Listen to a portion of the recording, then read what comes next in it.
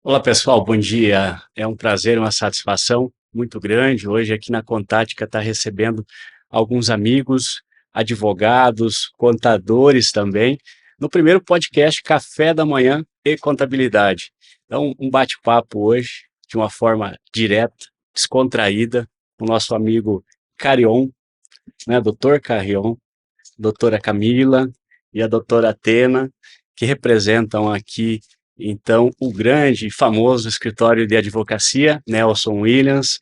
É um prazer recebê-los para entender um pouco sobre o que vem pela frente, o que vem por aí na reforma tributária. Se me permita, talvez já começar, Carrion, perguntando, já é momento para a gente começar a se preocupar com a reforma tributária? Obrigado pela pergunta, obrigado pelo convite. Estou muito feliz de estar aqui na Contática, Paulo. Obrigado, realmente muito satisfeito. Estar em Sorriso de novo, já vim algumas vezes. Adoro a região, adoro o estado. Sempre um prazer estar atendendo e sempre no intuito de me fazer entender, né? A gente trabalha muito no técnico, está no dia a dia, às vezes um pouquinho burocrático, mas eu gosto muito disso, da questão de transmitir, de passar conhecimento, né? Eu acho que todo dia a gente aprende um pouquinho, né? Todo dia sai de casa aprende alguma coisa. E certeza que eu vou aprender, já estou aprendendo muito aqui, passar um pouquinho disso também. Sobre o momento de reforma tributária, ela já está acontecendo em questão legislativa, né? A PEC foi aprovada, então isso não tem como voltar atrás. Então não se pode negar que haverá reforma tributária. Eu acho que a primeira questão de entender o momento e saber se é o momento é isso. É o momento, sim, respondendo a pergunta diretamente, mas por que que é esse momento? Porque justamente já tem dois projetos de lei complementar, né? Um que estabelece a forma de tributação e um que estabeleceu um comitê tributário.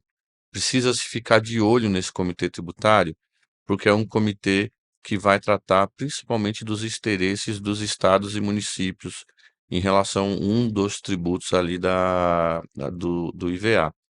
Então, ficar atento a isso e ficar acompanhando e assistir a isso faz parte da transição, porque em 2024 e 2025 serão os anos em relação à legislação, né? O que a PEC estabeleceu para uma reforma da Constituição e o que as leis complementares vão trazer.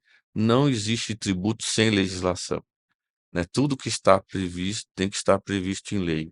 Eu até comparo um pouco com o COFINS. COFINS é o tributo mais contestado da história do país, porque foi um tributo criado pós a Constituição de 88. Ele foi contestado na época, porque ele foi criado primeiro como fim social lá pelo Collor, e ele foi inconstitucional, e depois criaram dentro de um formato legislativo da Constituição antiga um tributo novo. E ele foi contestado inicialmente base de cálculo, depois aumentou a alíquota. Agora nós temos as discussões, a tese do século, exclusão de ICMS de PIS/COFINS, agora a exclusão de ISS que está para julgar. Então, há vários defeitos na COFINS que eles vão corrigir agora. Então, a gente precisa estar preparado para realmente entender essa mudança, principalmente por conta da formação do preço, né? O empresário ele visa o lucro, né, dentre todos os aspectos, isso vai impactar muito a questão do lucro dele. Eu acho que é bem pertinente essa ponderação, porque, doutora Atena, eu acho que é importantíssimo, né, o nosso cliente, né, o empresário, entender da carga tributária, estar atento à carga tributária, até porque a carga tributária a gente sabe que é um dos itens que compõem lá a formação do preço, né? Seja do preço da revenda de um determinado item, né, de um produto ou mesmo de um serviço. Então, fazer essa formatação, né, adequada do preço para o consumidor é muito importante e o empresário ficar atento, né, a essas mudanças que vêm pela frente, né? Com certeza, e não se pode negar que a matéria tributária do nosso país ela é bem complexa, é difícil, né, para o empresário conseguir acompanhar as mudanças que acontecem diariamente, por isso que é importante a gente se colocar nesse papel realmente de facilitador, Hum. né, de principalmente traduzir as mudanças que estão acontecendo, trazer para o dia a dia dele como que é esse impacto, como que eu vou aplicar isso aqui dentro da minha empresa, né, e quais são os mecanismos que eu encontro legais para estar conseguindo reduzir esse impacto realmente e trazer um fluxo de caixa melhor, uma competitividade maior para o meu negócio. Bem nesse ponto, né, doutora Camila, eu acho que a questão da concorrência desleal, muitas vezes, passa, né, por uma situação do próprio empresário ter dificuldade do entendimento, né, e formar um preço adequado, né, uma carga tributária que a gente sabe que é alta no nosso país, né, e a reforma tributária vem talvez mitigar isso, ou buscar reduzir isso, né? Não se sabe se num curto, ou médio ou longo prazo, mas acho que a principal finalidade e o principal objetivo da reforma tributária Sim. é essa descomplicação do tributo, né? E eu vejo, assim, que nessa área as pessoas têm um certo medo até de falar desse assunto, né, e que é uma coisa que é tão diretamente impactante desde um comerciante ao final também, como aos empresários, né, então eu acho que realmente, como a doutora Atena falou, é importantíssima essa fase de sermos facilitadores, tradutores dessa nova era de tributos que está todo mundo muito, assim, incomodado com isso, sem saber o que fazer, como atuar, e a gente vê isso muito com os nossos clientes, É, diretamente, né. isso. Tem até um aspecto interessante da reforma tributária, existe um termo para essa questão da concorrência desleal, que é neutralidade, né? Uma das características dos 2 IVAs que serão, na verdade, é um IVA dual, é um tributo só com 2 características de destinação diferente, uma como contribuição, outra como imposto, né? Você tem até uma referenciazinha em relação a isso. Mas o interessante dessa neutralidade é realmente tratar os contribuintes de uma forma neutra, todos de uma forma igual. Algumas diferenças que haverão em relação à questão da incidência, porque a base de cálculo ela vai ser conforme a atividade, então praticamente ela tem um padrão e a alíquota vai ser única. Então essa questão da alíquota única, ela já estabelece essa neutralidade.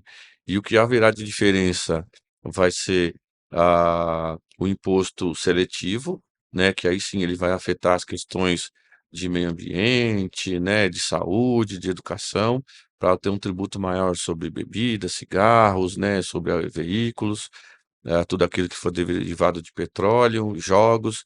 Então, o que for supérfluo, em relação à saída da neutralidade, vai ter um tributo específico para isso, que é o imposto seletivo, que teoricamente estaria substituindo o IPI, que já é um tributo seletivo. Tributo seletivo é o que quando a gente tinha o tributo do leite, evidentemente tem que ser menor do que o do cigarro. A Então essa cesta básica. exatamente. Então a seletividade é isso. E a neutralidade vem para isso. As exceções vão estar em outros tributos, né, e também na cesta básica, como disse o Paulo, que aí sim vai ser a alíquota zero.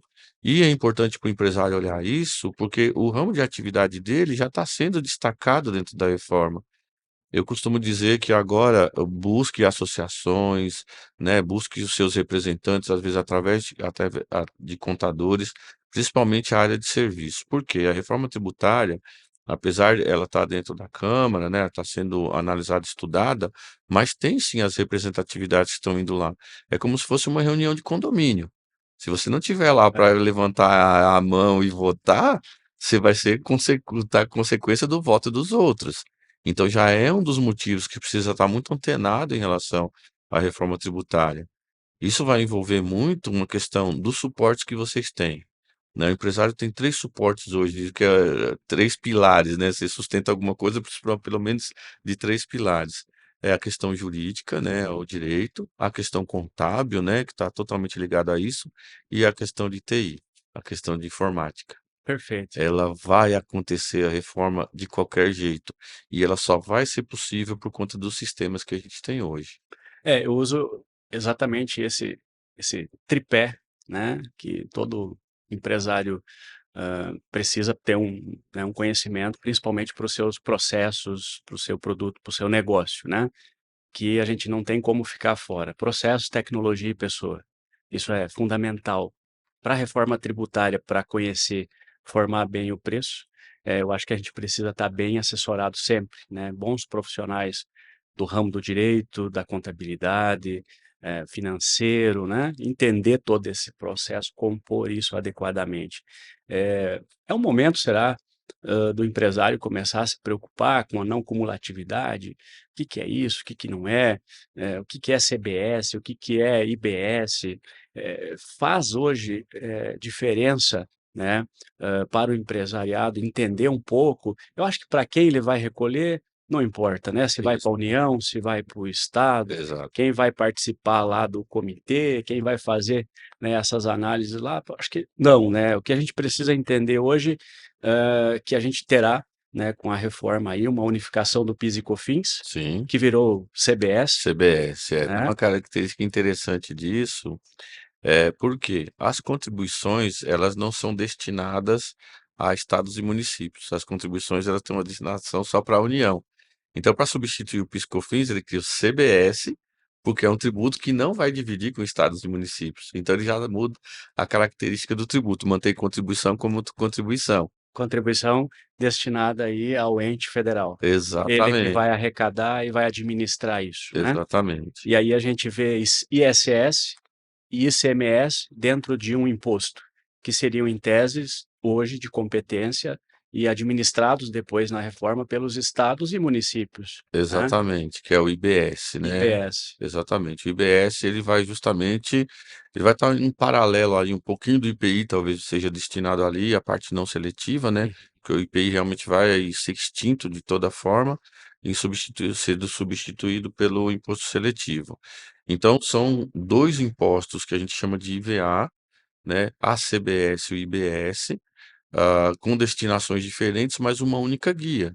Você imagina que o empresário hoje, quando vai recolher a previdência, por exemplo, é uma guia só com vários códigos. Então, você tem um tributo que é a mesma base de cálculo, mesma forma de apuração, e só muda a alíquota simplesmente para destinação para estados e municípios. Então, é uma guia com um código de recolhimento para IBS e outro para CBS, é uma guia única. E praticamente um tributo que ele vai ter uma característica de ser insonegável, e nós já temos isso. Imaginem, nós temos para o IBS, foi criada uma comissão, um comitê de administração do IBS, que é justamente para tratar das questões de estados e municípios. Isso já aconteceu. Nós temos um paralelo que isso já aconteceu, o Simples Nacional. O Simples Nacional teve lei complementar. Lei Complementar 123 estabeleceu as regras, Comitê Gestor do Simples, para justamente os estados, e já tinha mexido na competência, né, porque o Simples também divide com estados e municípios, é praticamente a mesma coisa em relação a esses dois tributos, e com uma característica que traz uma coisa mais prática, porque a gente vai ter os tributos de consumo nessa relação, só os tributos de consumo. Então você tira imposto de renda, contribuição social, você tira TCMD, você tira IPVA, isso não está dentro do escopo da CBS e do IBS. São os tributos sobre consumo. IPI, ICMS, PIS, COFINS e ISS, que o serviço também é consumo. São esses tributos que vão afetar diretamente o consumidor final. É importante estabelecer que essa formação de preço é um tributo que ele já não vai ser dentro da própria base de cálculo, né? A gente tem uma comparação, por exemplo, hoje você vende um produto, você vai no shopping lá, é obrigatório, né, ter o preço do produto. Você imagina que depois da reforma tributária implementada, você vai ver lá o produto na prateleira, vai estar lá um relógio. Relógio, valor R$ 4.000. Tributo IBS e CBS, 20% ele vai estar destacado por fora e vai vir na sua nota assim. O empresário, ele vai ter um sistema, e o sistema vai ser parametrizado para que seja calculado separado. Então, se eu tenho um relógio de R$ 4.000, ele é para ele, para o caixa dele, e os 20%, os R$ 800, é destinado ao governo direto. Vai ter um sistema para controlar isso. E muito provavelmente vai funcionar como o Simples Nacional. O Paulo, contador, ele sabe. É como se dissesse o seguinte: quem que você pensa que é para calcular o seu próprio tributo simples? Porque você lança tudo lá e ele calcula. Exatamente. A ideia do simples é que seja simples, né? Exato. Porém, a reforma tributária, eu acho que vai dar essa clareza para o consumidor, principalmente, que é o que paga efetivamente, né, o tributo, o imposto, né?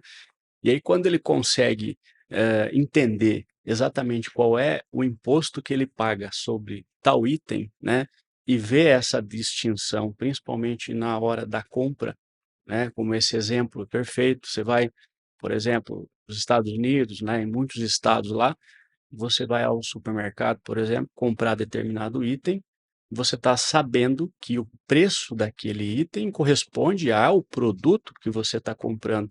E aí, quando você vai até o caixa, se dirige ao caixa para fazer o pagamento lá, você então toma realmente o conhecimento de quanto de imposto você está pagando sobre aquele item, né?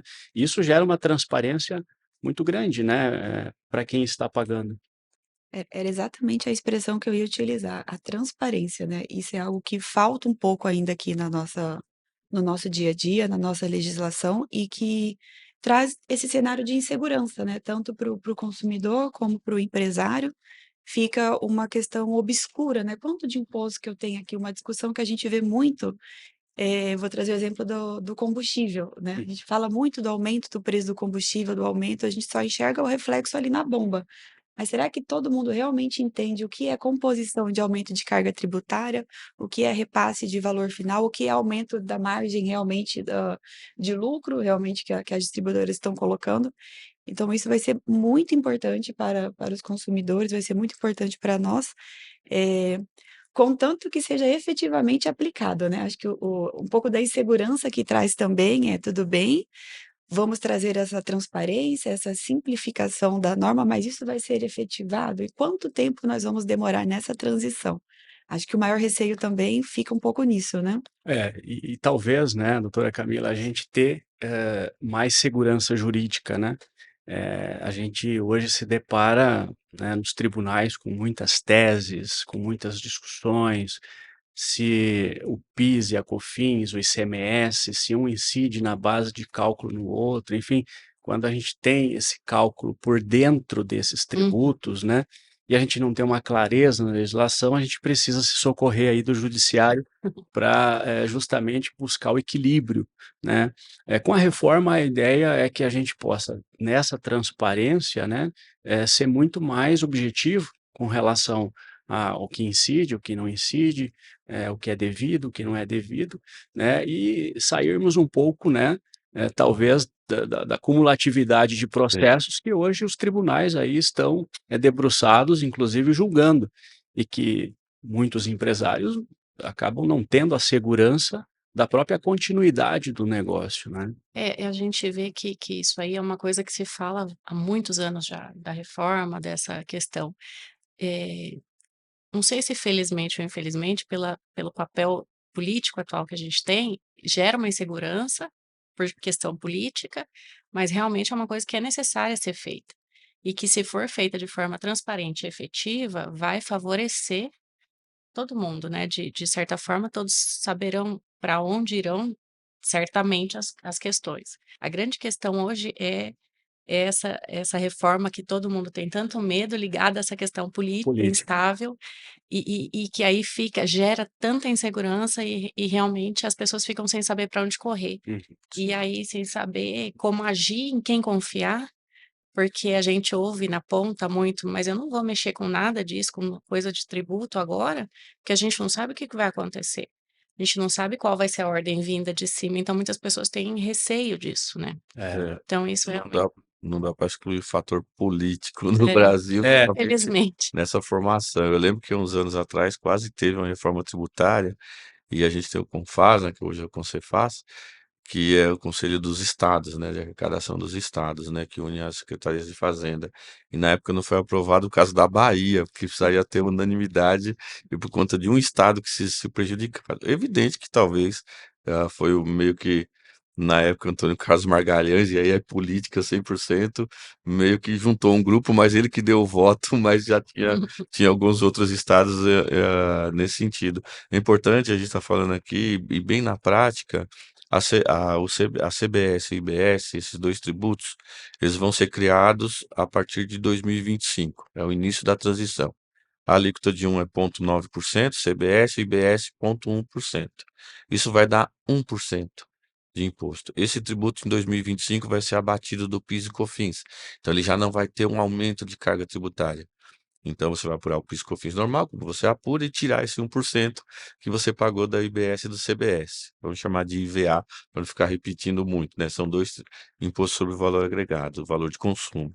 Essa alíquota que vai somar 1%, a União vai utilizar todo o sistema que ela tem, desde a nota fiscal eletrônica, que isso vai ser rastreado dentro do XML das notas, quanto que foi a arrecadação medida em 2025, com esse 1%, para verificar as novas alíquotas e o impacto em estados e municípios, porque o XML da nota já vem a localidade. Então ele vai conseguir fazer uma regra de 3 e chegar quanto que é a arrecadação de cada estado e cada município em relação a 1% desse tributo. Então ele vai usar como métrica para determinar as alíquotas. E aí isso vai gradualmente aumentando, tanto para o contribuinte quanto para o próprio governo. Ele não sabe exatamente. Ele tem as métricas para análise, mas ele não sabe exatamente por conta justamente dos estados e municípios, que é onde entra a questão política e que é essencial. Para isso, já existe a previsão, na verdade, já foi criado através dos comitês 2 fundos. Então, aquilo foi arrecadado pela União e que, teoricamente, vai ter uma distribuição para os estados e municípios, porque ela vai gerir, mas o comitê gestor que vai definir essa questão dos repasses, já foram criados 2 fundos para justamente equilibrar essa diferença. Os 2 fundos são com finalidade, uma mais social e outra mais de infraestrutura, para realmente tirar um pouco desse caldeirão de É. arrecadação e repassar um pouco para cada município e estado, conforme IDH, conforme também necessidade de fomento, né. E o principal ponto aí é essa guerra fiscal, né, que a gente tem hoje no país, né? Estados competindo contra estado, né? E a ideia é que a gente tenha uma centralização, acabe com esses incentivos, né, pontuais aí com relação aos estados e municípios, e temos um cenário único no país, né? Com exceção da Zona Franca de Manaus, que tem um detalhe do IPI ali, dos produtos que são fabricados na Zona Franca de Manaus, a gente vai ter aí, né, uma atenção diferenciada até para que lá, né, esse polo, né, de indústria seja mantido, preservado, enfim. E aí essa neutralização, então no início, a gente percebe que as alíquotas elas vão ser gradativas, nós vamos continuar, por exemplo, empresas do Simples, apurando o Simples, e gradativamente a gente vai subindo alíquotas, né, do CBS, do IBS, né, para que justamente né, o comitê, né, a Fazenda Pública consiga medir isso, né, e até que, de fato, Simples Nacional caia, PIS e COFINS caia, imposto de renda, contribuição social e outros tributos aí que a gente, ou contribuições que a gente começa também a perceber que estarão num segundo momento aí na regulamentação, né? Talvez de uma forma mais simplificada aí com Congresso e Senado, mas a gente tem essa visão de que ITCMD, né, Sim, transmissão de patrimônio, né, doação, herança, vão sim, sofrer impactos, né, os próprios dividendos das empresas também, né, vão passar por uma adaptação. Então, esse cenário é um cenário de cautela no momento, né, a gente ir avaliando, né, 2025, 2026, e aí a reforma prevê um longo período até 2033 e sim. depois ainda com um cenário projetivo de mais 50 anos de observação. Então, assim, não dá para a gente avaliar, nesse momento, se vai haver aumento de carga tributária, né. Sim, sim. A gente tem até uma questão da formação de preço, em relação a ser um tributo realmente existindo por fora, E ele tem um exemplo muito interessante, é um exemplo que todo mundo dá, né, não foi eu que criei, mas realmente é muito prático. Então se eu tiver, por exemplo, um produto que custa R$ 4.000, eu quero uma margem de lucro de R$ 1.000. Então se eu calcular o imposto sobre 5.000, eu vou estar calculando 20%, por exemplo, vai ser mais 1.000, então eu vou vender por 6, porque eu coloquei uma margem de lucro de 1.000. Agora, se eu tenho um produto que R$ 4.000, que é o preço dele, e eu colocar no preço a questão por fora do tributo, eu vou calcular o imposto 20% sobre o valor antes do cálculo do próprio tributo. Então, quando eu calculo o tributo hoje, num exemplo de 20%, eu pegaria o valor de 5.000 e eu dividiria por 0,8. E aí eu chegaria no valor de 1.000. E eu fazendo direto o tributo de 20%, aliás, sobre 6.000 daria 1.200. Eu fazendo sobre 5.000 direto, daria 1.000. Então, você não tendo o tributo por dentro, sim por fora, você pode calcular sua margem de lucro de uma forma real e a tributação vai ser menor no final e a União vai arrecadar somente sobre aquilo. E aí entra a importância da não cumulatividade, que a gente falou um Uhum. pouco, porque como um tributo não cumulativo, você tem o crédito da sua aquisição. Certo. Como ele é neutro, um tributo neutro é a mesma alíquota, tudo que alguém pagou a alíquota quando me vendeu, eu vou abater esse valor e vender com esse mesmo alíquota, eu vou abater. Para o consumidor final, ele não acumulou. Então ele não foi acumulando de cada um da cadeia produtiva e de venda, ele não acumulou esse tributo.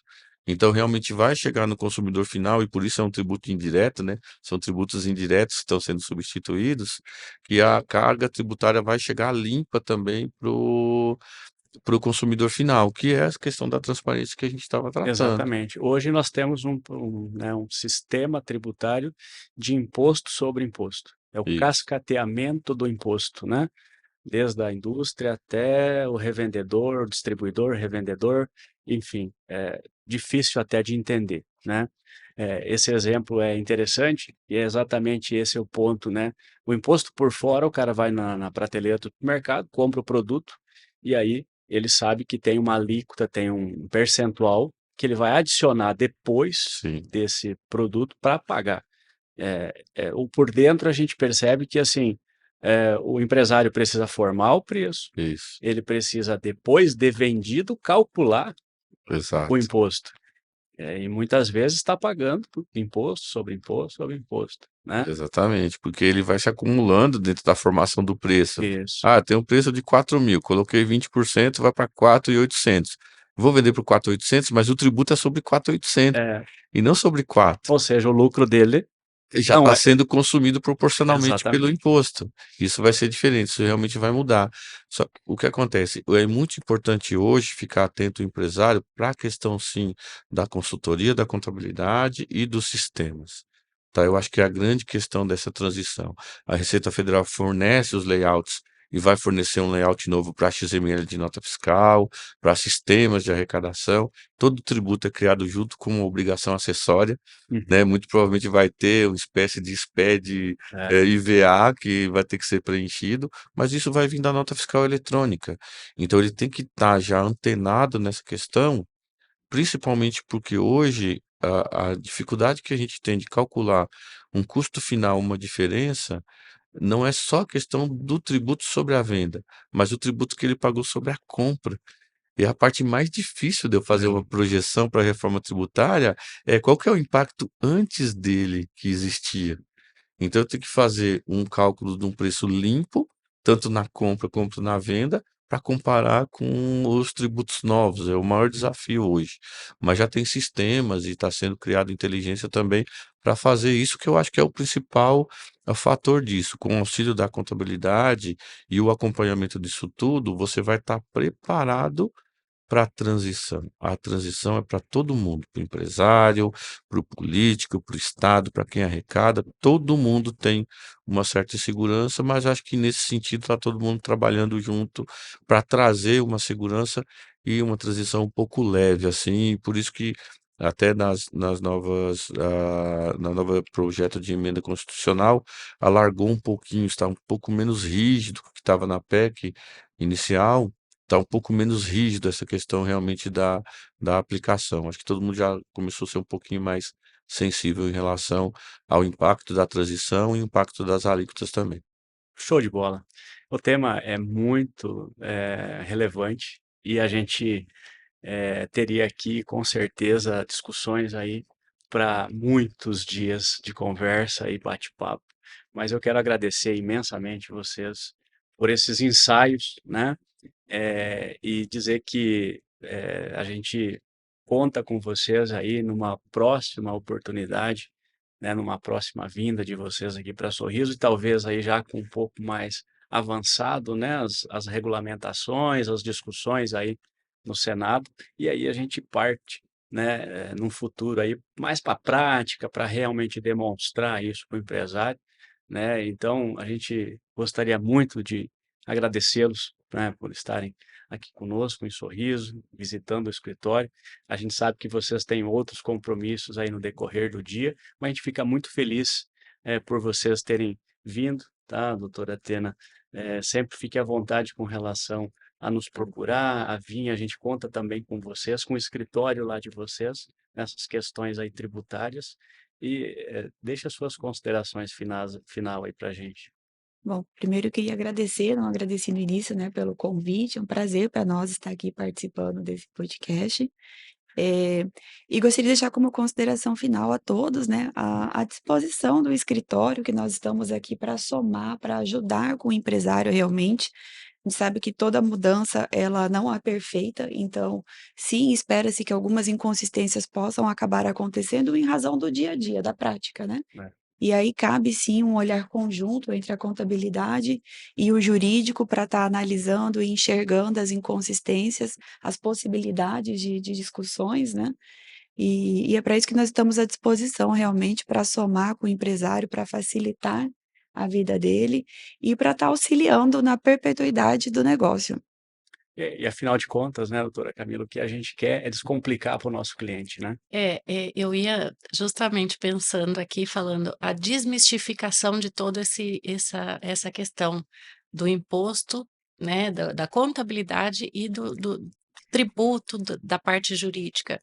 E é realmente isso, a gente tem que levar de uma forma descomplicada para desmistificar e deixar um pouco mais saudável a discussão, porque hoje realmente ela é atribulada sempre, né, mas é muito bacana realmente. Obrigada Muito pela obrigado, oportunidade. a gente que agradece. Professor, Eu muito feliz por estar aqui. Eu gostei ser professor é um elogio. Como eu falei no começo, eu gostaria sempre de me fazer entender, né? Não convencer, mas me fazer entender. Espero que eu tenha alcançado. Estou muito feliz e vai ser um prazer retornar e caminhar com essa evolução ou até tratar de outros assuntos também. Muito obrigado. obrigado a vocês. Obrigada.